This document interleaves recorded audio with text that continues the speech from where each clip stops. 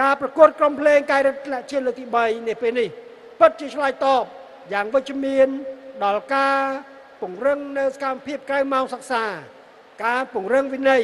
សិលធម៌ចរិយាធម៌សុជីវធម៌គុណធម៌និងអរិយាប័ត្រល្អរបស់សិស្សនៅតាមសាលារៀនសម្ដៅឆ្លើយតបតាមមនោសាស្ត្រដ៏ថ្លៃថ្លារបស់សម្ដេចមហាបវរធិបតីហ៊ុនម៉ាណែតនាយករដ្ឋមន្ត្រីនៃប្រជាជាតិកម្ពុជាក្នុងការលើកកម្ពស់គុណភាពអប់រំការពង្រឹងគុណភាពសាលារៀនរដ្ឋចាប់ពីថ្នាក់មត្តេយ្យសិក្សាដល់មធ្យមសិក្សាកាយរដ្ឋជាតិកម្ពុជាបានចូលរួមចំណែកយ៉ាងសំខាន់ជាមួយនឹងក្រសួងអប់រំយុវជននិងកីឡាក្នុងការអភិវឌ្ឍកុមារយុវជនឲ្យមានសក្តានុពលពេញលេញខាងកម្លាំងកាយបញ្ញាអារម្មណ៍សង្គមនិងផ្លូវចិត្ត